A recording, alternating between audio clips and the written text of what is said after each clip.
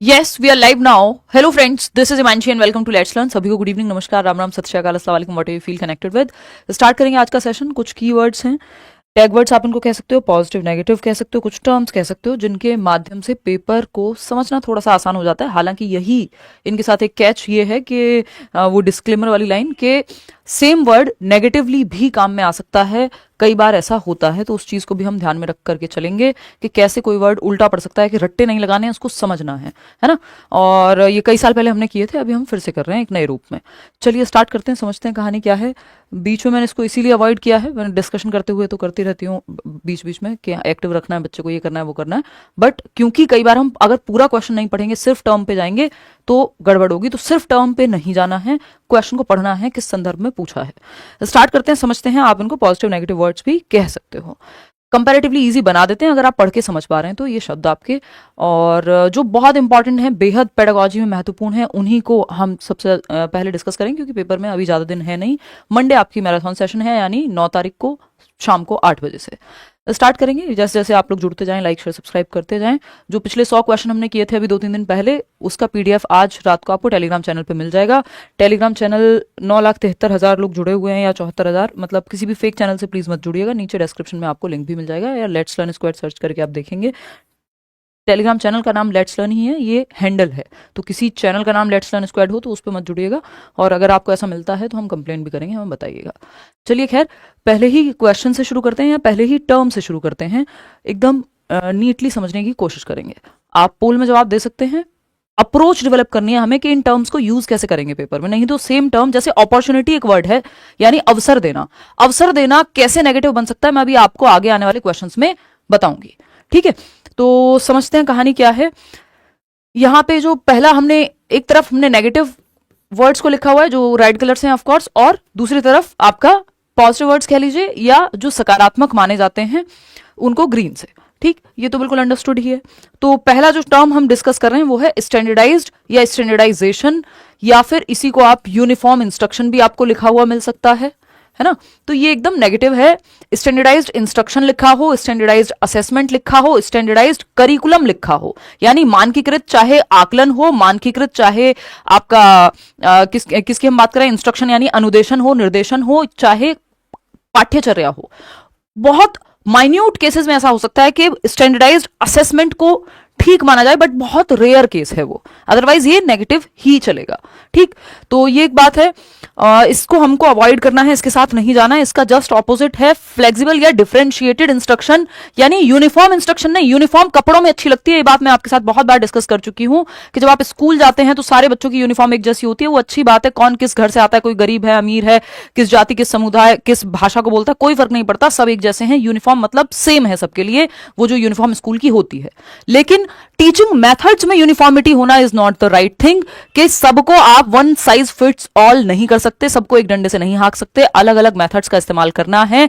कुछ बच्चे होंगे जो मुश्किल लगती होंगी, उनको चीजें थोड़ा स्लो सीखते होंगे, उनके लिए अलग मेथड डिफिकल्टी का, दूसरे बच्चे जो जल्दी सीख जाते हैं उनके लिए अलग। तो डिफरेंशिएटेड होनी चाहिए इंस्ट्रक्शन, ना कि स्टैंडर्ड होनी चाहिए। या फिर स्टैंडर्ड का मतलब भी ये सुनने में अच्छा लगता है कि मानकीकृत, बट स्टैंडर्डाइजेशन में इंडिविजुअल डिफरेंसेस, व्यक्तिगत विविधताएं, कि एक बच्चा जो धीमे सीखता है, दूसरा बच्चा जिसका इंटरेस्ट किसी और चीज में है, तीसरा बच्चा कोई और भाषा बोलता है, तो व्यक्तिगत विभिन्नताओं का ध्यान नहीं रखा जाता। जहां भी स्टैंडर्डाइजेशन या यूनिफॉर्मिटी की बात आ जाती है, वहां सबको हम एक ही रूप से देखते हैं, जबकि सारे बच्चे एक जैसे नहीं हो सकते, नहीं तो रोबोट्स हो जाएंगे। ठीक है ना। तो हमको फ्लेक्सिबिलिटी, और क्योंकि स्टैंडर्डाइजेशन या यूनिफॉर्मिटी किस तरफ लेके जाती है हमें, ये लेके जाती है हमें रिजिडिटी की तरफ, जिसको हम कहते हैं ठोस होना, या जिसमें लचीलापन ना हो। हमें जाना है फ्लेक्सिबिलिटी की तरफ। फ्लेक्सिबिलिटी है डिफरेंशिएटेड इंस्ट्रक्शन में, यानी विभेदी अनुदेशन में। क्वेश्चन कर लेते हैं तो आप बेहतर समझ पाएंगे इस चीज को। क्वेश्चन पढ़िएगा, what should be the pedagogical strategies in a classroom with diverse learners. क्योंकि बच्चे की क्लासरूम कैसी होगी, डाइवर्स होगी, यानी ऐसी कक्षा होगी जहां विविध शिक्षार्थी हैं, मल्टीपल तरह के बच्चे हैं, है ना। एक बच्चा है जो एक भाषा बोलता है, दूसरा बच्चा है जो किसी अलग जाति समुदाय से आ सकता है, तीसरा बच्चा है जो वंचित समूह से भी आ रहा होगा। तो हर तरह के बच्चे हैं, डाइवर्सिटी है, विविधता है क्लास में, सब एक जैसे नहीं है। तो कौन सा मेथड या पेडागोजिकल स्ट्रेटजी, बात वही है, पेडागोजिकल स्ट्रेटजी मतलब शैक्षणिक रणनीति बेहतर होगी ऐसी क्लास में जहां विविधता वाले बच्चे हैं। सारे बच्चे वैसे भी सेम नहीं होंगे। रीजनेबल एकोमोडेशन यानी आपको क्या करना है, उचित समावेशन करना है। एकोमोडेशन बहुत ही प्यारा शब्द है कि आपको एकोमोडेट कर लेना है, एक तरह से इंक्लूड कर लेना है या चेंज कर लेना है अपने मेथड में या स्ट्रेटजीज में। बात तो सही लग रही है। स्टैंडर्डाइज्ड असेसमेंट, मानकीकृत मूल्यांकन, अलग अलग तरह के बच्चे हैं तो एक ही मेथड से मूल्यांकन क्यों करेंगे, स्टैंडर्डाइज्ड असेसमेंट क्यों करेंगे, नहीं करना है। डीकॉन्टेक्चुअलाइज्ड करिकुलम, ये तो एक तो संदर्भीकरण बहुत जरूरी है। डीकॉन्टेक्चुअलाइजेशन का मतलब है कि आप जीवन से नहीं जोड़ रहे हैं, ये अपने आप में एक टर्म है जिसको हम नेगेटिव मानते हैं, आगे डिस्कस करेंगे। फ्लेक्सिबिलिटी इन अप्रोच, फ्लेक्सिबिलिटी लिखा होता तो सही है, ये लिखा है इनफ्लेक्सिबिलिटी यानी अनम्यता या फिर रिजिडिटी एक तरह से, यानी अप्रोच में या मेथड में कोई परिवर्तन है ही नहीं। तो परिवर्तन या डिफरेंशिएटेड इंस्ट्रक्शन जहां हम देख रहे हैं यानी विभेदी अनुदेशन के जैसी जरूरत हो, नीड के आधार पे आप इंस्ट्रक्शन या मेथड को चेंज करिए। यह है रीजनेबल एकोमोडेशन में, यानी उचित समावेशन हम हर बच्चे का कर पाए। फ्लेक्सिबिलिटी हो, उचित समावेशन या रीजनेबल एकोमोडेशन में क्या है, फ्लेक्सिबली आप यानी लचीलापन है, आपके मेथड्स चेंज करते हैं आप आवश्यकता के अनुसार। तो ये एक बात हो गई, क्लियर है होपफुली ये बात। तो हमको ये चीज ध्यान रखनी है कि स्टैंडर्डाइज्ड या मानकीकृत इंस्ट्रक्शन जो है या यूनिफॉर्म इंस्ट्रक्शन या असेसमेंट करिकुलम, इनको अवॉइड करके फ्लेक्सिबिलिटी या डिफरेंशिएटेड इंस्ट्रक्शन की तरफ जाना है जहां डिफरेंट डिफरेंट इंस्ट्रक्शन के मेथड हो। आते हैं नेक्स्ट क्वेश्चन पे और नेक्स्ट टर्म पे। नेक्स्ट टर्म क्या कहता है भाई, हम 18-20 के करीब ये टर्म्स करेंगे और लगभग जितने भी इंपॉर्टेंट पेडागोजिकल बातें हैं वो इसमें आ जाएंगी। ठीक है, तो ओनली या फिर सेग्रीगेशन, जहां पे हमें ओनली ऑप्शन की तरफ लेकर के जाए, किसी एक ही तरफ झुका के रखा हुआ है पूरे क्वेश्चन को, पूरी बात को। ओनली या फिर सेग्रीगेशन, यानी ओनली में जनरली सेग्रीगेशन होता ही है, अलगाव होता ही है कि आप एक तरफ ले जाते हैं, कुछ बच्चों को अलग कर दिया है ना, या कुछ ही बच्चों के लिए कुछ स्पेशल करना क्लास में, वो गलत है। वहीं पॉजिटिव टर्म क्या हो जाएगा, इंक्लूसिविटी, यानी इंक्लूजन यानी समावेशन, हर बच्चे को आप समावेशित करके चल रहे हैं, चाहे वो किसी भी भाषा से आता हो, समुदाय से आता हो, पढ़ने में बहुत अच्छा गिफ्टेड हो, चाहे वो एवरेज हो। ठीक, अब क्या है यहाँ पे क्वेश्चन नंबर 2 क्या कहता है देख लेते हैं। असर्शन है यानी अभिकथन है आपका, जैसे पूछे जाते हैं, only special children benefit from inclusive education. Inclusive education 5 number का टॉपिक है। समावेशी शिक्षा से सिर्फ फायदा जो है स्पेशल बच्चों का होता है, जिनकी स्पेशल नीड्स हैं, चिल्ड्रन विद स्पेशल नीड्स, यानी किसी को कोई लर्निंग डिसेबिलिटी है, कोई आपकी ऑडिटरी प्रॉब्लम है, या चलने फिरने से संबंधित कोई लोकोमोटर डिसेबिलिटी है, उन्हीं को फायदा होता है। नहीं, इंक्लूसिव का मतलब ये एजुकेशन फॉर ऑल, तो सिर्फ नहीं, यहां पे विशेष बच्चे ही लाभान्वित होते हैं। ये जो ही लिखा हुआ है या ओनली लिखा हुआ है, क्लासरूम सबके लिए है, ओनली के लिए नहीं है कि सिर्फ 2 बच्चों के लिए है। ठीक, तो ये फॉल्स हो जाएगा। ओनली अपने आप में ही नेगेटिव है। रीजन क्या है, the concept of inclusive education is based on the philosophy of addressing only learners with some impairment. Again same बात कह दी इन्होंने कि जिन बच्चों को कोई भी एक दिव्यांगता है, डिसेबिलिटी है, उन्हीं के लिए है। नहीं, एजुकेशन फॉर ऑल है, इंक्लूसिविटी तो दोनों ही क्या है, नेगेटिव ही है, तो बोथ फॉल्स हो जाएंगे यहां पे, simple, both A and R are false. आगे बढ़ेंगे तो हमको समावेशन की तरफ जाना है, ना कि अलगाव की तरफ। इसी से एक और शब्द निकल के आता है सोशल एक्सक्लूजन, जिसका जस्ट ऑपोजिट होगा इंक्लूजन, जो कि पॉजिटिव है। एक्सक्लूजन या अलग थलग करना, समाज से एक तरह से बहिष्कृत करना या अलग करना। एक ग्रुप आपने बच्चे का अलग बना दिया, वो बच्चे जो बहुत अच्छे हैं उनको अलग बिठा दिया, बाकी बच्चों को अलग बिठा दिया, ये काम हमें नहीं करना, ये नेगेटिव टर्म है। एक सोशल एक्सक्लूजन नहीं, इंक्लूजन चाहिए हमको, यानी ग्रुप में या बच्चे जितने भी क्लास में हैं उन सबको एक साथ लेकर के चलना है, समावेशन करना है, ना कि सेक्लूजन करना है या एक्सक्लूजन करना है। ये सारे वर्ड्स, सेग्रीगेशन हुआ, सोशल एक्सक्लूजन हुआ, ये आपका सेक्लूजन हुआ, ये नेगेटिव शब्द हैं। ठीक, तो क्वेश्चन है to cater to students from disadvantaged background teachers should practice, यानी अलग अलग जो बच्चे हैं वो आ रहे हैं और बात हो रही है अलाभान्वित परिपेक्ष से आ रहे हैं बच्चे, यानी बच्चे जो हैं वो वंचित पृष्ठभूमि से आ रहे हैं, यानी वंचित हैं किसी भी आधार पे।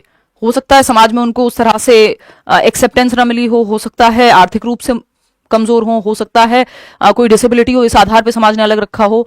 तो डिसएडवांटेज बच्चे को क्या करेंगे हम, सोशल एक्सक्लूजन करेंगे? नहीं, सामाजिक बहिष्कार नहीं करना है हमको, क्या करना है, समावेशन करना है। सोशल मार्जिनलाइजेशन, अगेन वही नेगेटिव वर्ड हो गया कि आपने हाशिए पर रख दिया और उनको अलग थलग कर दिया। स्टैंडर्डाइज्ड करिकुलम अभी पढ़ा ही था कि ये नेगेटिव है, सबके लिए सेम नहीं होगा, मेथड, सिलेबस, सब कुछ उसमें चेंजेस या हर एक बच्चे के लेवल के हिसाब से हो, अलग अलग बच्चों के हिसाब से। ऐसा नहीं है कि आपका सिलेबस हर बच्चे के लिए अलग होता है, बट सिलेबस में हर बच्चे की नीड को ऑलरेडी समाहित करके वो बनाया जाता है। ठीक, डिफरेंशिएटेड करिकुलम में तो सारी ही एक्टिविटीज आ जाती हैं। तो अगर एक बच्चा है जो व्हील चेयर पे, तो उसको भी आप किसी जो भी गेम खिला रहे हैं तो उसको भी इन्वॉल्व कर सकें। ऐसा नहीं है कि सबके लिए सेम मेथड। तो डिफरेंशिएटेड इंस्ट्रक्शन यहां अपनाई जाएगी। वो बच्चा जो हाशिए पर है, डिसएडवांटेज ग्रुप से आता है या कोई भी डिसेबिलिटी है, क्योंकि इंक्लूड हमको सबको करना है, क्लास में इंक्लूजन चाहिए ना कि सोशल एक्सक्लूजन। तो विभेदी अनुदेशन यानी वेरिंग लेवल ऑफ डिफिकल्टी पे पढ़ा पाना, अलग अलग प्रकार के बच्चे हैं, अलग अलग तरह से सिखा पाए। एक और इंपॉर्टेंट टर्म होता है इंक्लूजन से संबंधित, आईईपी कहते हैं, जिसको मैं रिवाइज करा देती हूँ, इंडिविजुअलाइज्ड एजुकेशन प्लान, व्यक्तिगत शैक्षिक परियोजना या पाठ योजना, जिसमें आप स्पेशल बच्चों की नीड को ध्यान में रखते हुए, इंडिविजुअल नीड को ध्यान में रखते हुए अलग अलग लेसन प्लानिंग बनाते हैं या प्लान करते हैं। आते हैं आगे, रिजिडिटी। ये तो बहुत ही कॉमन है, जमानों भर से आ ही रहा है कि रिजिड नहीं होना है आपको अपनी अप्रोच में, यानी अनम्य नहीं होना है, ठोस नहीं होना है जिसमें कोई परिवर्तन संभव ना हो, फ्लेक्सिबल होना है। तो जहां रिजिडिटी लिखा हो उससे दूर भाग जाना है। अप्रोच कैसी रखनी है? लचीलापन रख रहे हैं अप्रोच में, जहां मेथड में जरूरत हो चेंज की, जहां एनवायरमेंट में जरूरत हो चेंज कर देना है ना। फ्लेक्सिबिलिटी होनी चाहिए, एक तरीका काम नहीं कर रहा है दूसरा तरीका अपनाएंगे। रिजिडिटी है बस एक ही ढंग है और उसमें भी बदलाव की गुंजाइश ही नहीं है, ठीक है ना, तो वो नहीं होना चाहिए। समझते हैं कहानी क्या है। क्वेश्चन है, typical identifying characteristics of creative children include. देखिए, क्रिएटिविटी है मतलब कुछ नया करना, और नया करना रिजिडिटी से बिल्कुल दूर है। अगर आप एक ही तरीके पर अटके हैं तो नया कभी नहीं कर पाएंगे, ठीक। तो रचनात्मक बच्चों की विशिष्ट पहचान विशेषताओं में शामिल है। जो रचनात्मक बच्चे हैं उनकी क्या विशेषताएं होती हैं ये पहचानना है क्रिएटिव बच्चों की। रिजिडिटी होगी आइडियाज में, अगर रिजिड होंगे एक ही तरह से सोचेंगे तो नए आइडियाज आएंगे नहीं, तो ऐसा तो संभव नहीं है। फिर आता है हाई टॉलरेंस फॉर बोर्डम, यानी बोर्डम के लिए उनमें बहुत सहिष्णुता होती है, यानी बोर हो सकते हैं वो, तो फिर कुछ नया सोचेंगे कि नहीं सोचेंगे। कोई कह रहा है वीडियो रुक रहा है, यहां से तो ठीक चल रहा है भाई। फ्लेक्सिबिलिटी इन थॉट, हाँ फ्लेक्सिबिलिटी होगी उनके थॉट में। कन्वर्जेंट थिंकिंग नहीं, कन्वर्जेंट थिंकिंग इंटेलिजेंस से जुड़ी हुई है, लास्ट क्लास में ही हमने डिस्कस किया था, वो जो 100 क्वेश्चन जब किए थे याद कीजिए आप, है ना। हमको ओपन एंडेड थॉट चाहिए, दिशाओं में सोच पाए। फ्लेक्सिबिलिटी जो है एक, हाई टॉलरेंस फॉर बोर्डम नहीं, अगर ये बोर होते रहेंगे तो फिर तो कुछ नया प्लान ही नहीं करेंगे। तो विचारों में लचीलापन ज्यादा बेहतर है बाकी ऑप्शंस के मुकाबले। तो रिजिडिटी नहीं, लचीलापन चाहिए, मल्टीपल तरह के सोच, डाइवर्जेंट थिंकिंग, दिशाओं में सोच पाना, open ended thought, out of the box thinking, brainstorming, ये सबसे जुड़ा हुआ है आपका क्रिएटिविटी, रिजिड होने से नहीं। नेक्स्ट है रोट लर्निंग, इससे हमको बचना ही होता है कि एक है रट्टाफिकेशन, तो रटंत विद्या चलंत नहीं, तो ये नेगेटिव है। और दूसरा है अर्थपूर्ण अधिगम, जिसकी बात प्याजे, वाइगॉस्की, ब्रूनर ये सब करते हैं। तो मीनिंगफुल लर्निंग जहां पे वो पॉजिटिव है। और अगर हम बात करते हैं रोट लर्निंग की, रटंत विद्या की, आपकी रटकर सीखने की, तो वो नेगेटिव है, उससे आपको बच्चे को बचाना है। आपका पूरा करिकुलम जो है वो रटने से बचाने के लिए ही है। वीडियो क्लियर नहीं है मैम, बफरिंग, आज ये शिकायत काफी लोग कर रहे हैं, बट यहां से तो चीजें ठीक ही हैं भाई, है ना, यहां से चीजें एकदम ठीक हैं। तो आप लोग अपने वाला इंटरनेट चेक कर लें। चलिए, तो अगर हम देखें रोट लर्निंग, रट के सीखना नहीं, मीनिंगफुल लर्निंग यस, अर्थपूर्ण अधिगम। मीनिंगफुल लर्निंग कब होगी? जब आपने रियल लाइफ से जोड़ दिया, बच्चे के वास्तविक जीवन से जोड़ दिया। तो रियल लाइफ से जोड़ दीजिए, वास्तविक जीवन से जोड़ दीजिए, तो अधिगम अच्छा हो जाएगा। Meaningful learning involves what? Provisions of reward and punishment. Reward और पनिशमेंट आपके पूरे सिलेबस में सीटेट के अपने आप में ही नेगेटिव वर्ड्स हैं। आपको रिवॉर्ड और पनिशमेंट यानी दंड और पुरस्कार के लालच या दंड के डर से सिखाना नहीं है, वो एक बहुत अच्छा तरीका नहीं है, उसमें बच्चा रटेगा ही, है ना।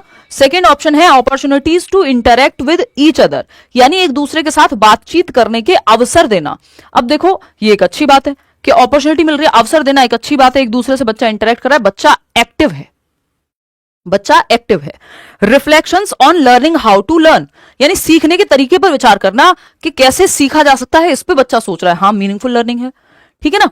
फिर आता है आपका opportunities for competition with peers. अब देखो यहां अपॉर्चुनिटीज लिखा है और हमें लगता है अवसर देना, तो बहुत अच्छी बात है, लेकिन अगर हमने पूरा नहीं पढ़ा और सिर्फ एक टर्म को रट लिया तो गड़बड़ हो जाएगी। कई क्वेश्चंस में फंस जाता है इंसान, क्योंकि वो पॉजिटिव नेगेटिव को ही रट के गया है, पढ़ के नहीं गया, प्रॉपर पढ़ना भी है क्वेश्चन को। Opportunities for competition with peers, competitive ethos को बढ़ावा नहीं देना है, प्रतिस्पर्धा को बढ़ावा नहीं देना है कि गला काट प्रतिस्पर्धा है ना, मुझे इससे आगे निकलना है, उससे आगे निकलना है, आपको खुद से आगे निकलना है, या बच्चे को कोऑपरेशन सिखाना है, कंपटीशन नहीं, ठीक। तो एक ये चीज है। Reflections on learning how to learn, तरीके पे विचार करना कि सीखने के क्या तरीके हो सकते हैं, इस पे विचार करना, ये भी पॉजिटिव है। Opportunities to interact with each other, ये भी पॉजिटिव है। हम सेकंड के ऑप्शन के साथ ही जाएंगे, क्योंकि जो थर्ड ऑप्शन है उसमें क्लैरिटी दी नहीं है कि reflections on learning how to learn, तो इसमें मेटाकॉग्निशन की तरफ ये लेके ज्यादा जा रहा है ना, जो कि पॉजिटिव ही होता है, परासंज्ञान जो है आपका रटने की बजाय, लेकिन बेहतर ऑप्शन आपका सेकंड ही है। तो यहां पे यही अपॉर्चुनिटीज पॉजिटिव हो गया, यहीं ये अपॉर्चुनिटी लिखा हुआ था कंपटीशन के साथ तो नेगेटिव हो गया था। तो एक ही वर्ड नेगेटिव और पॉजिटिव दोनों हो सकता है यदि आप पूरा उसको पढ़ के नहीं समझेंगे किस संदर्भ में पूछा है। नेक्स्ट है टीचर सेंटर्ड क्लासरूम। ये एकदम नेगेटिव मानी जाती है कि शिक्षक केंद्रित कक्षा कक्ष, शिक्षक के हिसाब से सब कुछ तय होगा, खराब है।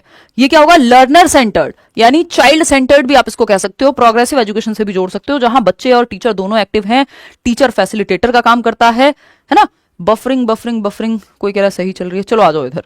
फर्स्ट जो क्वेश्चन नंबर 6 है वो है learner centred approach is one where text book is the centre of all learning.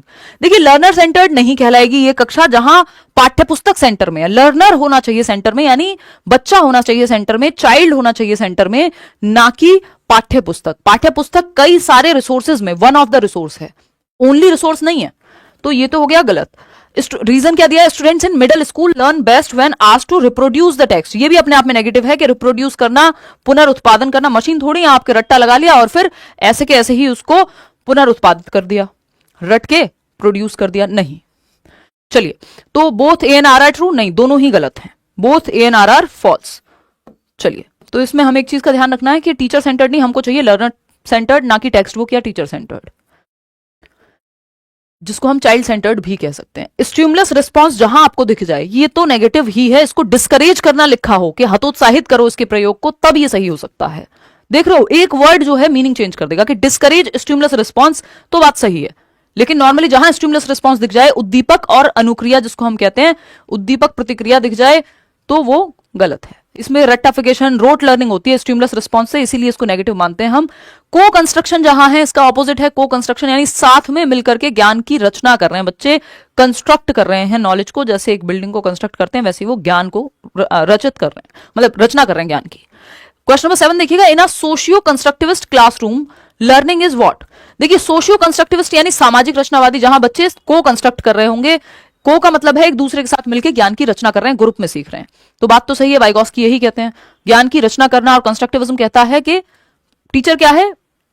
Facilitator है, बच्चा भी एक्टिव रहेगा। तो permanent measurable change in behaviour, ये तो व्यवहारवाद कहता है। Is a process of co-construction, हाँ ये बात पॉजिटिव है। Happens by pairing of stimulus response, तो जहां आ गया वो नेगेटिव ही है कि उद्दीपक और प्रतिक्रिया को जोड़ दो, कि उद्दीपक हो सकता है आपके लिए मार्क्स हो सकते हैं, उद्दीपक हो सकता है कि आपको तेज आवाज नहीं सुनना पसंद, टीचर की डांट नहीं खाना पसंद, तो आप इसलिए रिस्पांस दे रहे हैं यानी पढ़ रहे हैं, तो ये तो करना ही नहीं है। Takes place when the students, या रिवॉर्ड मिलेगा तो वो स्टिमुलस हो सकता है, रिस्पांस है आपका पढ़ाई करना क्योंकि रिवॉर्ड मिलेगा, ये नहीं करना है। Takes place when the students are offered positive reinforcement, ये रीइंफोर्समेंट हुआ, स्टिमुलस रिस्पांस हुआ, इनसे बचना है पूरे पेपर में, कहीं भी ये दिख जाए तो। Second option is the right answer. को कंस्ट्रक्ट करना है यानी ज्ञान की रचना करानी है, बच्चे ग्रुप में सीख पाए हेल्पफुल तरीके से, एक दूसरे को हेल्प करके बेसिकली। क्वेश्चन नंबर 8 देखिएगा, और टर्म भी है 8। फियरफुल एनवायरमेंट, आपको भय मुक्त वातावरण चाहिए, भयपूर्ण या भय से भरपूर वातावरण नहीं चाहिए। कॉन्ड्यूसिव एनवायरमेंट चाहिए, यानी ऐसा एनवायरमेंट जो समृद्ध हो। समृद्ध मतलब बच्चे के अंदर जो पोटेंशियल है उसको बाहर निकाल करके लाए, बच्चा जहां अपनी बात कह पा रहा हो। तो कैसा एनवायरमेंट चाहिए आपको? कॉन्ड्यूसिव एनवायरमेंट चाहिए, ना कि फियरफुल एनवायरमेंट। तो डैश शुड बी, तो फियरफुल एनवायरमेंट एक नेगेटिव टर्म हो गया, वहीं conducive environment of course positive ही है। ठीक, dash should be the basis for a conducive classroom environment for learning, यानी क्या आधार होना चाहिए एक समृद्ध कक्षा के वातावरण का, यानी वो कक्षा जो बेहतर है, पॉजिटिव है। डैश अधिगम के लिए उचित कक्षा वातावरण का आधार होना चाहिए क्या? पहला ऑप्शन है principles of conditioning. Conditioning, reinforcement, punishment, stimulus, response, ये चारों शब्द जहां दिख जाएं इनसे बचना है। क्लियरली मैं एक बार और मेंशन कर देती हूं ये बात कि हमको जहां पूरे पेपर में क्या दिख रहा है, कंडीशनिंग दिख रही है, मान लीजिए, है ना, क्या दिख रही है? कंडीशनिंग, अनुबंधन कहते हैं जिसको हम हिंदी में, कंडीशनिंग हो गई, रिवॉर्ड, पनिशमेंट यानी दंड और पुरस्कार, इन सबसे बचना है। ये हम स्कूल में यूज करते हुए दिखते हैं बट इनको यूज नहीं करना है। और क्या होगा? स्टिमुलस, रिस्पांस, ये ऐसे शब्द हैं जहां दिख जाएं इनसे बचना ही है, ये नेगेटिव हैं। इनके आगे अगर ये लिखा हो कि इनको डिस्करेज करना है या यूज नहीं करना है, तभी ये पॉजिटिव संभव है इनका पॉजिटिव होना, अदरवाइज ये नेगेटिव है। ठीक, तो कोऑपरेशन, कंपटीशन अगेन नेगेटिव ही है। कोऑपरेशन चाहिए हमको, इंडिविजुअलिज्म नहीं, यहां पे हमको कोलैबोरेशन चाहिए, यानी सहयोग और सहकारात्मकता के साथ बच्चे सीख रहे हैं, एक दूसरे की मदद करके। सेग्रीगेट नहीं करना है, बच्चे पे ठप्पा नहीं लगाना, लेबल करना अपने आप में नेगेटिव है, एक्सक्लूजन में ही आ जाएगा, जो हमने अभी शुरुआत में पढ़ा था। तो एनवायरमेंट फियरफुल नहीं होना चाहिए, भय मुक्त होना चाहिए, कॉन्ड्यूसिव होना चाहिए, फ्रेंडली होना चाहिए। देखिएगा नेक्स्ट, ये तो आप जानते ही हैं कि एक्सट्रिंसिक मोटिवेशन को हम नेगेटिव देखते हैं, यानी बच्चे में अगर आपको अभिप्रेरणा या मोटिवेशन भरनी ही है। मोटिवेशन क्या एक प्रक्रिया है जिसके माध्यम से आप किसी काम को शुरू करते हैं, आप मोटिवेटेड होंगे, अच्छा सीटेट करना ही है, तो किसी काम को आप शुरू करते हैं, फिर बनाए रखते हैं और फिर अचीव करते हैं उस उद्देश्य को। ये सारी प्रक्रिया मोटिवेशन में ही आती है। मोटिवेशन दो प्रकार की होती है, एक्सट्रिंसिक और इंट्रिंसिक। एक्सट्रिंसिक को हम बहुत पॉजिटिव नहीं मानते, हमें बच्चे में आंतरिक अभिप्रेरणा भरनी है, इंटरनल मोटिवेशन भी कह सकते हो आप इसको, इंट्रिंसिक मोटिवेशन। तो ये बेहतर है, क्यों? क्योंकि इसका रीजन अंदर है। ये क्यूरियोसिटी हो सकता है कि जिज्ञासा के लिए बच्चा सीख रहा है, learning for the sake of learning, Joy of learning के लिए सीख रहा है, एंजॉय करता है किसी चीज को, जैसे गिटार बजाना, पढ़ना, किसी चीज को जानना, तो वो इंटरनल है। तो इंटरनल मोटिवेशन जागृत करना पॉजिटिव बात है। इंट्रिंसिक मोटिवेशन जहां है वो पॉजिटिव है, एक्सट्रिंसिक मोटिवेशन या एक्सटर्नल मोटिवेशन नेगेटिव टर्म है। क्वेश्चन है, intrinsic motivation amongst students can be increased by. आंतरिक अभिप्रेरणा को बढ़ाएंगे कैसे? पहला ऑप्शन है ऑफरिंग मटीरियलिस्टिक रिवॉर्ड। देखिए रिवॉर्ड अभी हमने डिस्कस किया था, नेगेटिव वर्ड है। नेगेटिव रीइंफोर्समेंट अपने आप में नेगेटिव वर्ड है, पनिशमेंट अपने आप में नेगेटिव है। बचता क्या है? एक ही ऑप्शन है, focusing on the Joy of learning, यानी सीखने की खुशी पे या आनंद पे, कि सीखने से जो आनंद मिलेगा उसको एंजॉय करना। यानी रीजन इसमें अंदर है, जहां भी रीजन बाहर है इसका मतलब बाहरी अभिप्रेरणा या एक्सटर्नल मोटिवेशन की बात वहां हो रही है। ठीक है बात, आगे बढ़ेंगे। नेक्स्ट पॉइंट क्या है? एंटिटी व्यू या फिक्स्ड एबिलिटी। ये पिछले कई सालों से आ रहा है और बहुत ही महत्वपूर्ण हो गया समय के साथ।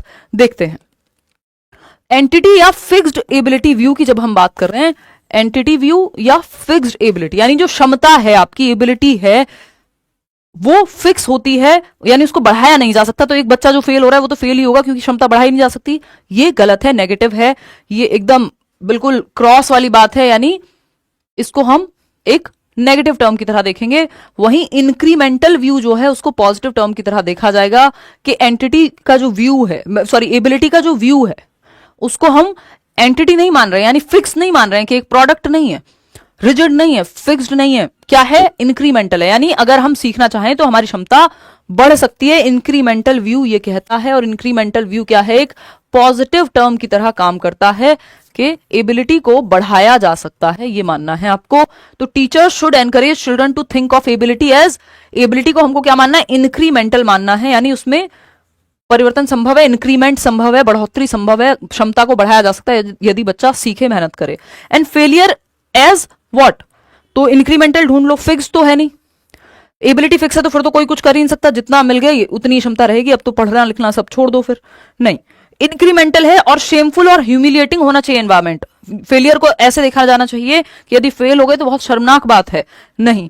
यहां पे हम एबिलिटी को इंक्रीमेंटल देख रहे हैं कि क्षमता को बढ़ाया जा सकता है, और फेलियर को हम एक अपॉर्चुनिटी के रूप में देख रहे हैं कि अभी भी इंप्रूवमेंट का स्कोप है, यानी सुधार के अवसर के रूप में देखना फेलियर को, ऐसे हमको लेके चलना है। ठीक, आगे बढ़ेंगे नेक्स्ट क्वेश्चन पे। नेक्स्ट क्वेश्चन क्या है भाई, या नेक्स्ट टर्म क्या है? डीकॉन्टेक्चुअलाइजेशन, जिसको हम एक नेगेटिव टर्म मानते हैं, यानी गैर संदर्भीकरण बोलते हैं हिंदी में, और दूसरी तरफ है आपका कॉन्टेक्चुअलाइजेशन या फिर संदर्भीकरण। कॉन्टेक्चुअलाइजेशन या संदर्भीकरण, यानी संदर्भ से, जीवन से जोड़ दो, बच्चे की लाइफ से कनेक्ट कर दो। जिस भी चीज को आप पढ़ा रहे हैं तो एक परिभाषा को भी आप जैसे ही उदाहरण से जोड़ देते हैं, संदर्भ से जोड़ देते हैं, तो वो समझ में आने लगती है। वहीं डीकॉन्टेक्चुअलाइजेशन, जैसे ही कॉन्टेक्स्ट के सामने ये डी लग जाए मतलब नेगेटिव हो गया टर्म, यानी आप जीवन से नहीं जोड़ रहे हैं, रटवा रहे हैं, रोट लर्निंग की तरफ ले जाएगा। तो dash would be a contributing factor for children's academic failure. बच्चे फेल होते हैं असफल होने की या विफल होने के लिए कौन सा एक ऑप्शन जिम्मेदार है? कि उनको पढ़ाया नहीं जा रहा मीनिंगफुल तरीके से, या गैर संदर्भीकरण हो रहा है, सिर्फ रटवाया जा रहा है, तो ये एक फैक्टर हो सकता है। कोलैबोरेटिव लर्निंग तो पॉजिटिव टर्म है, कि सब साथ में मिलकर ग्रुप में सीख रहे हैं। इंक्लूसिव क्लासरूम पॉजिटिव है।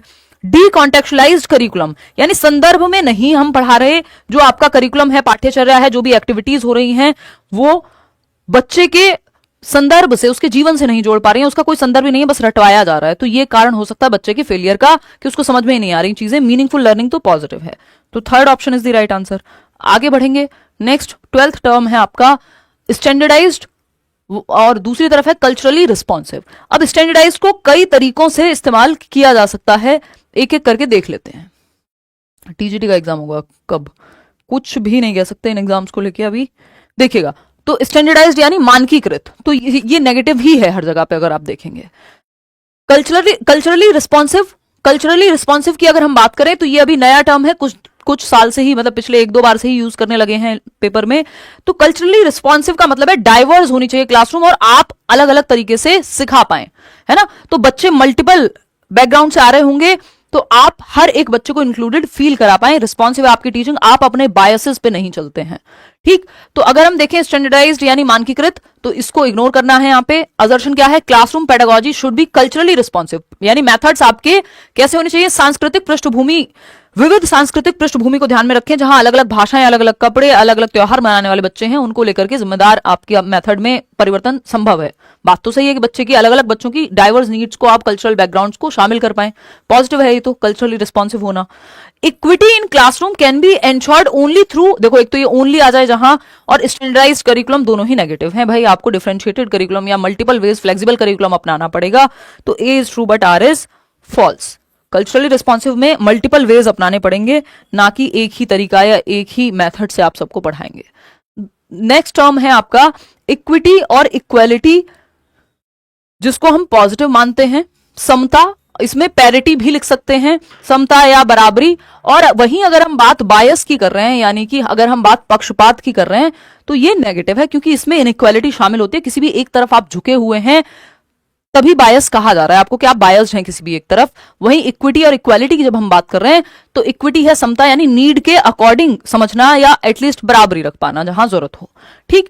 तो स्टेटमेंट है teachers should constantly examine their own attitudes and biases while working with children. ये बहुत इंपॉर्टेंट है कि शिक्षकों को बच्चों के साथ काम करते समय लगातार अपने स्वयं के दृष्टिकोण और पूर्वाग्रह, वो पूर्वाग्रह आपके स्टीरियोटाइप भी हो सकते हैं कुछ, या आप किसी एक तरफ झुके हुए हैं ऐसा हो सकता है ना, कि आपको किसी जाति संप्रदाय या एक बच्चा है जो अच्छा दिखता है इसलिए आपको वो पसंद है ना, और प्यार से बोलता है तो इसलिए पसंद है, बाकी बच्चे नहीं पसंद है। तो आपको अपने बायसेस को भी चेक करना होगा। या एक अच्छी भाषा बोलता है तो आप उसके साथ उसको ज्यादा प्रेफरेंस दे रहे हैं, तो ये देखना पड़ेगा टीचर को खुद के बारे में भी। बात तो सही है या नहीं है, बिल्कुल सही है।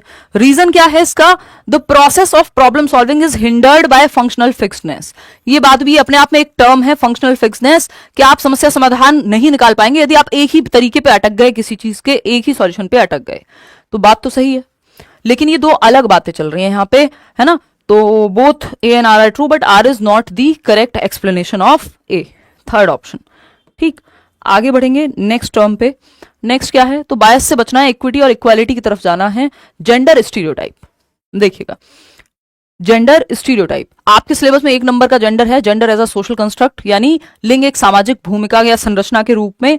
नहीं तो स्टीरियोटाइप कई तरह के हो सकते हैं किसी जाति संप्रदाय व्यक्तियों को लेकर के, लेकिन जेंडर को लेकर के स्टीरियोटाइप का मतलब ही आपने पहले से प्री कंसीव्ड नोशन बना के रखे हैं, अपने दिमाग में एक कहानी बना के रखी है कि इस जाति के लोग, इस संप्रदाय के लोग, ऐसे दिखने वाले लोग, इस स्टेट के लोग, ये भाषा बोलने वाले लोग, या इस जेंडर के लोग, कि महिलाएं कमजोर होंगी या पुरुष जो हैं वो रंगोली में तो बहुत ही खराब होंगे, या म्यूजिक में अच्छे नहीं होंगे, डांस में अच्छे नहीं होंगे। तो ये सब क्या है, प्री कंसीव्ड नोशन है जो चले आ रहे हैं, पहले से रूढ़िबद्ध हो गए हैं, है ना। और ये बिल्कुल भी साइंटिफिक है, जरूरी नहीं है, ठीक। तो जेंडर स्टीरियोटाइप का भी सेम ही है कि जो पहले से चला आ रहा है कि लड़के रोते नहीं है, लड़कियों को आप स्पोर्ट्स में मत डालिए, मैथ्स में कमजोर होती हैं, ये सब स्टीरियोटाइप हैं, इनमें लॉजिक कुछ है नहीं, ठीक। तो जेंडर स्टीरियोटाइप की जब हम बात करें तो ये नेगेटिव है, आपको इससे बचना है। जेंडर इक्विटी की तरफ लेके जाना है, यानी समता की तरफ लेके जाना है, नीड के अकॉर्डिंग।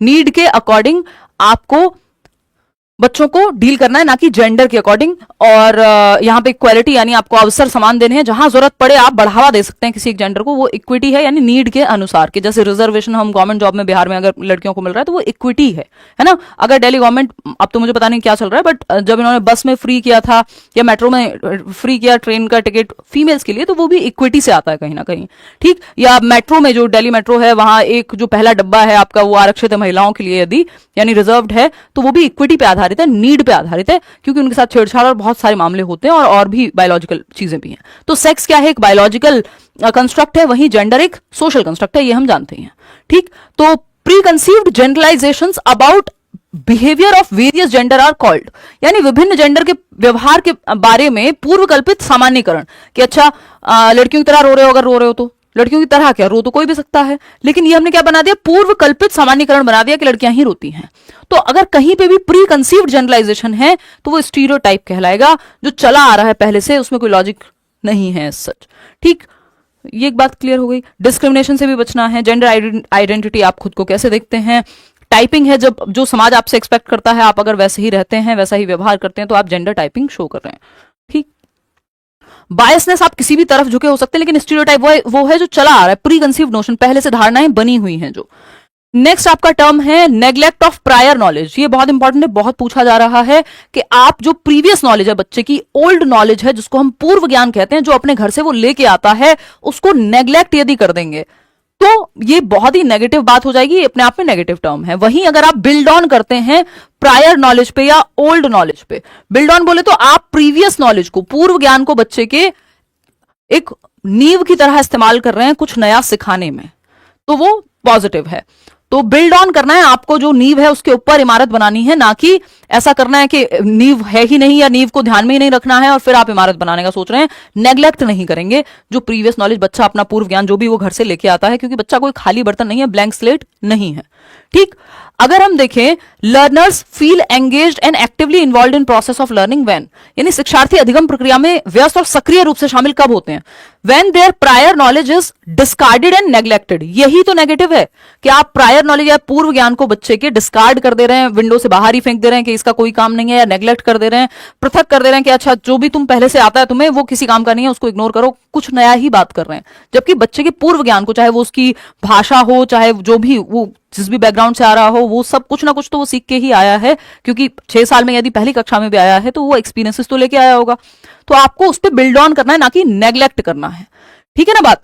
और नेक्स्ट है, दिव्या रो रही हैं, कह रही हैं खान सर, मैं वो न्यूज़ देख नहीं पाई हूँ, बट ये बड़ी दुर्भाग्यपूर्ण बात है कि मतलब खान सर के अरेस्ट को लेके, मैंने वैसे हेडलाइन देखी है बट मैं प्रॉपर नहीं देख पाई हूँ।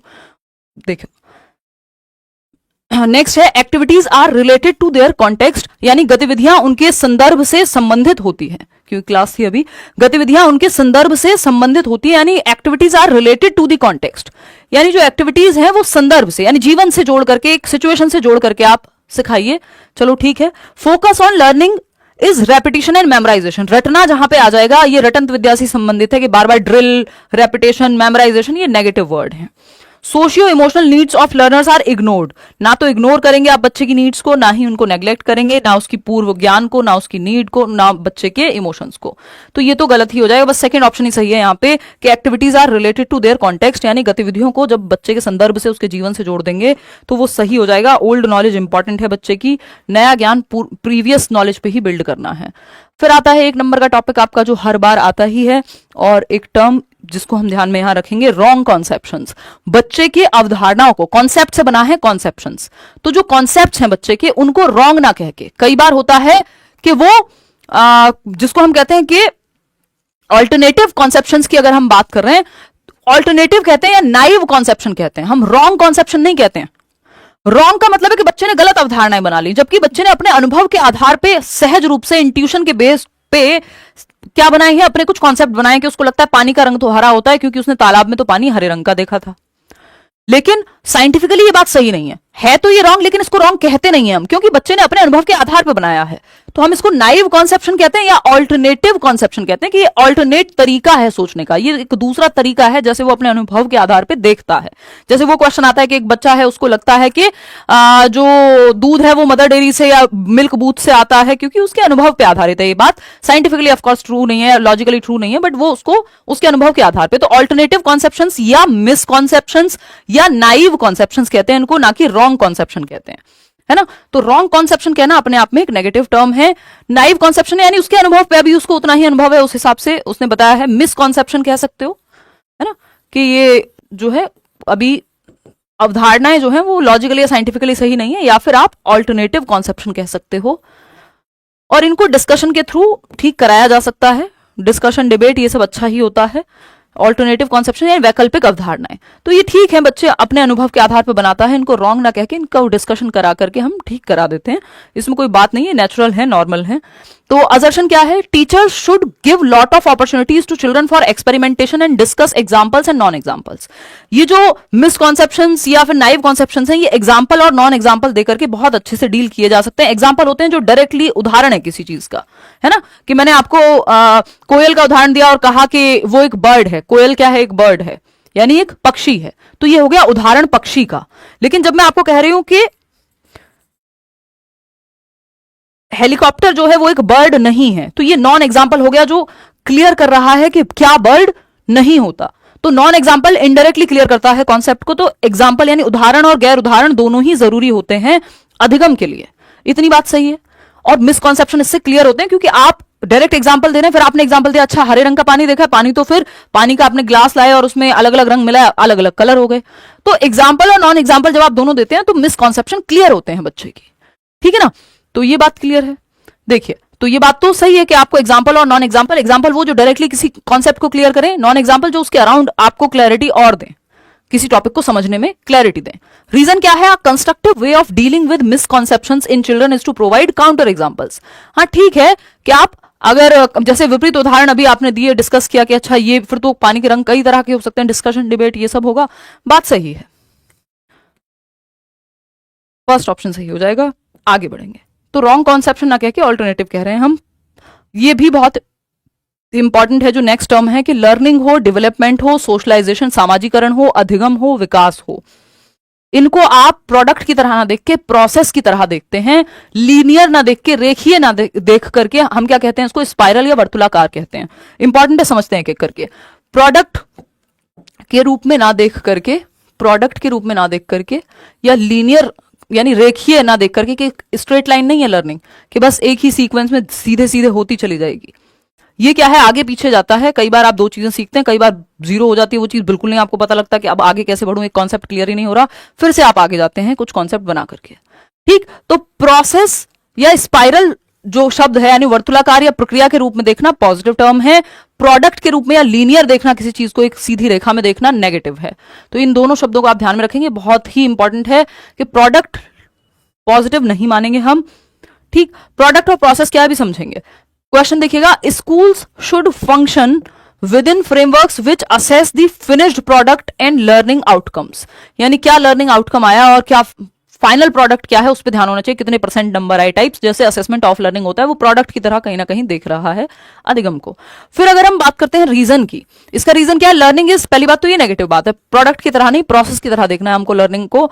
Learning is tightly sequential and hierarchical, यानी सिंपल टू कॉम्प्लेक्स जाती है और हमेशा क्या है, सीक्वेंस में ही होगी। देखो हमेशा सीक्वेंस में होगी ये कहना गलत है, जैसा मैंने अभी बताया कि ऐसा नहीं है 2+2 रोज हर दिन बच्चा 2% ही सीख रहा होगा, सेम गति से सीख रहा होगा, बिल्कुल जरूरी नहीं है। कई बार आप ज्यादा चीजें सीखते हैं, उसके अगले दिन हो सकता है आपने 2 ही चीजें सीखी हो, उसके अगले दिन हो सकता है जो 2 सीखी थी उसमें भी कंफ्यूजन हो गया। तो आगे पीछे चलती रहती है लर्निंग। ऐसा नहीं है कि हमेशा सीक्वेंशियली होती है या लीनियर ही होती है, ये स्पाइरल है कि आज जो सीखा हो सकता है कल उसमें कंफ्यूजन हो जाए तो आप और पीछे आ गए वापस और यहां अटके पड़े हैं, फिर जब ये कॉन्सेप्ट क्लियर होगा आप और आगे जाएंगे, फिर हो सकता है किसी चीज में दिक्कत हो। तो ये स्पाइरल है लर्निंग, और लर्निंग को आपको प्रोडक्ट की हमेशा सीक्वेंस में हो ये जरूरी नहीं है।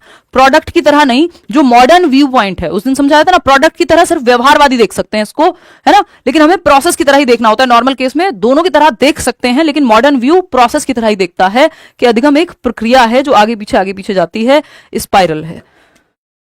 तो यहां पे हम कहेंगे कि दोनों ही बातें गलत हैं, क्योंकि हमको फिनिश प्रोडक्ट नहीं प्रोसेस के रूप में देखना है लर्निंग को। कहीं पे लिखा है दोनों गलत हैं, हाँ फोर्थ ऑप्शन में सही है। तो प्रोसेस या स्पाइरल के रूप में, ना कि प्रोडक्ट और लीनियर प्रोसेस के रूप में। इनएक्टिव प्रोसेस यानी अधिगम एक ऐसी प्रक्रिया है जो निष्क्रिय करेगी बच्चे को, बच्चा बोर होकर के सो जाए, नहीं, आपको बच्चे को एक्टिव रखना है, पैसिव नहीं रखना है। इनएक्टिव प्रोसेस या पैसिव रखना बच्चों को एकदम नेगेटिव है। हमें बच्चों को रखना है एक्टिव, यानी सक्रिय होगा बच्चा तो पॉजिटिव है। डिबेट्स में, परिचर्चा में शामिल होगा, डिस्कशन में, तो ये पॉजिटिव है। तो बच्चों को सक्रिय रखना है, ना कि नेगेटिव या इनएक्टिव नहीं रखना है, पैसिव निष्क्रिय नहीं रखना है कि बच्चा सो गया। जितना बच्चा एक्टिव होगा, लर्निंग बाय डूइंग हो रही होगी, वो ऑप्शन बेस्ट है, ठीक। असर्शन देखिएगा, ये सेकंड लास्ट क्वेश्चन है, हम लास्ट क्वेश्चन में पहुंच भी गए हैं, पता भी नहीं लगा। Teachers should encourage debates, discussions and collaborations among students. बच्चे एक दूसरे के साथ मिलकर कोलैब कर रहे हैं, कोऑपरेट कर रहे हैं, सहयोग कर रहे हैं, और क्या हो रहा है, डिस्कशन डिबेट, यानी बच्चा एक्टिव है। तो ये तो पॉजिटिव बात है। रीजन क्या है? Knowledge production is an inactive process. Inactive कैसे हो जाएगा? कोई समान थोड़ी है बच्चे को एक्टिव रखना है आपको। And engagement in group activities hinders meaningful learning, कि जब बच्चा ग्रुप में सीखता है तो उसका अर्थपूर्ण अधिगम नहीं होता। नहीं भाई, जब वो पैसिव होगा, इनएक्टिव होगा, तब नहीं होगा मीनिंगफुल लर्निंग। तो ये तो गलत हो गया। ए सही है, तो A is true but R is false. तो आपको बच्चों को पैसिव नहीं रखना, एक तो इनएक्टिव नहीं रखना। लर्निंग एक एक्टिव प्रोसेस है, सोशल प्रोसेस है, जिसमें ग्रुप में बच्चा सीखेगा तो अच्छा रहेगा, डिस्कशन डिबेट के माध्यम से सीखेगा, बेहतर रहेगा। ठीक, आज के लिए आखिरी सवाल है, फटाफट से देखेंगे। Performance goals negative, mastery goals positive. Performance goals के साथ साथ एक और वर्ड यूज होता है जिसको हम कहते हैं फेलियर अवॉइडेंस, वो भी नेगेटिव है, वो भी नेगेटिव है। परफॉर्मेंस गोल पढ़ लेते हैं question. How does setting mastery goals impact a students motivation and views of ability. यानी महारत हासिल करने के जो लक्ष्य हैं, यदि वो निर्धारित करने से छात्र की अभिप्रेरणा और योग्यता के बारे में विचार कैसे प्रभावित होते हैं। यानी आप मास्टरी गोल ओरिएंटेड है कि बच्चा मास्टर बने किसी चीज का, इस चीज पे आप फोकस्ड हैं, तो कौन से ऑप्शन को आप सही मानेंगे? फटाफट से बताएं। हाँ प्रिया, मतलब मैं कंप्लीट न्यूज नहीं देखी, ये मुझे पता है कि हाँ बीपीएससी को लेकर धरना चल रहा था और उसमें खान सर जो है गिरफ्तार हो गए, जो कि एक मतलब दुख की बात है। बट मैं प्रॉपर न्यूज नहीं देख पाई, मैं क्लास की तैयारी में लगी हुई थी, उस समय क्लास ही लेने आ रही थी, और बीपीएससी के नॉर्मलाइजेशन इशू के चक्कर में इसमें मैं डिटेल में भी देखूंगी, और क्या है वो एक बार देखेंगे। दुखद तो है ये चीज, देखिएगा।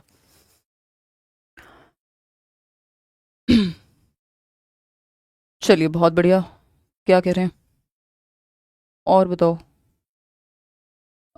ओके, आपसे अच्छा कोई नहीं समझा सकता सीडीपी। अच्छा, धन्यवाद। हाँ, तो इतने साल हो गए, अब तो बहुत सारे लोग जो है देख देख के ही समझाने लगे हैं। लेट्स लर्न से ही देखिए।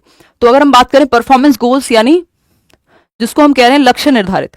अब यहां देखना है, how does setting mastery goals impact students motivation and views of ability. यानी आप एबिलिटी को कैसे देखते हैं, ये निर्धारित होगा मास्टरी गोल से। मास्टरी गोल में क्या है? आपको यह है कि आपको हर एक चीज का मास्टर बनना है, सब कुछ जानना है, सीख सकते हैं आप। तो मास्टरी गोल्स कैसे देखेंगे? एबिलिटी व्यू को इंक्रीमेंटल के रूप में, कि आपको हर चीज सीख लेनी है, जैसे वो रणछोड़ दास रेंचो था किसमें, 3 इडियट्स मूवी में।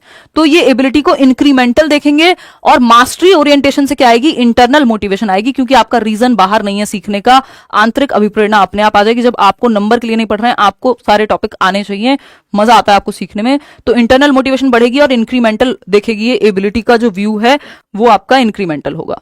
वहीं बाकी दोनों में एंटिटी व्यू है एक तरह से, या फिर एबिलिटी को ये लोग, हाँ एंटिटी व्यू है, और दूसरा एक्सटर्नल मोटिवेशन है, कि या तो नंबर के लिए पढ़ रहे हैं या फेल ना हो जाए इसलिए पढ़ रहे हैं, तो एक्सटर्नल हो गई मोटिवेशन, क्योंकि रीजन बाहर है।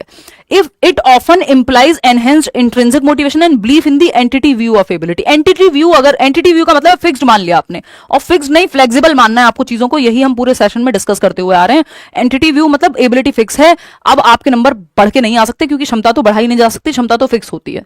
तो फिर अगर ये मान लिया आपने, तो मास्टरी ओरिएंटेशन में ऐसा नहीं होता, फिर आप मास्टर कैसे बनेंगे किसी चीज के, यदि आपने ये मान लिया है तो, कि आप सीख ही नहीं सकते, फिक्स है जितना आता है। It often employs enhanced intrinsic motivation, यही बात हम अभी कर रहे थे, आंतरिक अभिप्रेरणा बढ़ेगी, क्योंकि आपको मजा आएगा सीखने में, क्योंकि सीखने के लिए सीख रहे हैं आप, learning for the sake of learning. And belief in the incremental view of ability, यही बात अभी हमने की। It often implies enhanced extrinsic, नहीं मास्टरी ओरिएंटेशन में रीजन बाहर नहीं है, वो रेंचो को डिग्री भी नहीं मिली थी, कुछ नहीं मिला था, लेकिन वो सीख रहा था, तो इसमें एक्सटर्नल नहीं है, रीजन इंटरनल है, क्योंकि उसको सीखने में मजा आ रहा था। It often implies enhanced extrinsic motivation and belief in the incremental view, external नहीं है मोटिवेशन, इसमें इंटरनल होगी, क्योंकि आप नंबर के लिए नहीं पढ़ रहे हैं, आप जॉय ऑफ लर्निंग के लिए पढ़ रहे हैं, आपको चीजें जाननी है इसलिए पढ़ रहे हैं। बात सही है? तो सेकंड ऑप्शन यहां बेस्ट है, कि आपको इंक्रीमेंटल व्यू को बढ़ाना है, और कैसे बढ़ाएंगे? मास्टरी ओरिएंटेशन से। और एनहेंस्ड मोटिवेशन होगी, क्योंकि इंक्रीमेंटल व्यू की तरह आप देख रहे हैं एबिलिटी को, कि यानी बढ़ाया जा सकता है क्षमता को, यदि पढ़ाया जाए, मतलब पढ़ा जाए या सीखा जाए तो परफॉर्मेंस गोल्स रखना नेगेटिव हो गया, मास्टरी गोल्स रखना पॉजिटिव है। ठीक, अब ये अचीवमेंट ओरिएंटेशन के अंदर आता है। ये 3 प्रकार के होते हैं, जहां से आप देख सकते हैं। ये क्वेश्चंस आपके आज के लिए इतने ही हुए हैं, 19 में से कितने ठीक हुए वो आप बता दीजिएगा कमेंट में।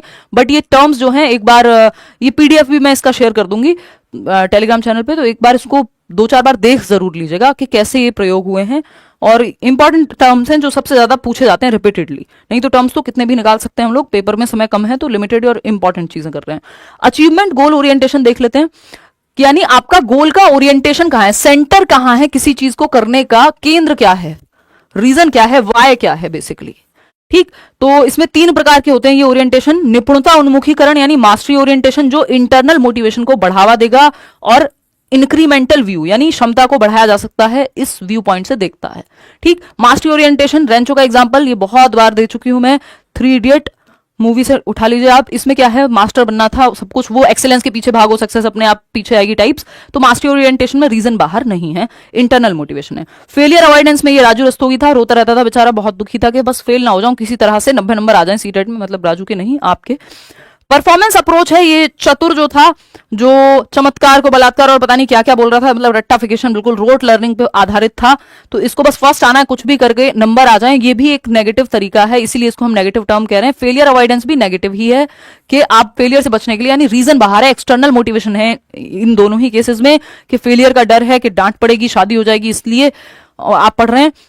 कई लोगों के लिए चीजें भी काम करती हैं, बट अगर हम बात करें परफॉर्मेंस अप्रोच की, तो रट के आए कैसे भी आए नंबर आने चाहिए, ये परफॉर्मेंस अप्रोच है। यहां पे एक्सटर्नल बाहरी अभिप्रेरणा काम करती है, और यहां अगर हम बात करें मास्टरी ओरिएंटेशन की, तो यहां इंटरनल मोटिवेशन काम करती है और इंक्रीमेंटल व्यू काम करता है कि आपकी क्षमता बढ़ सकती है।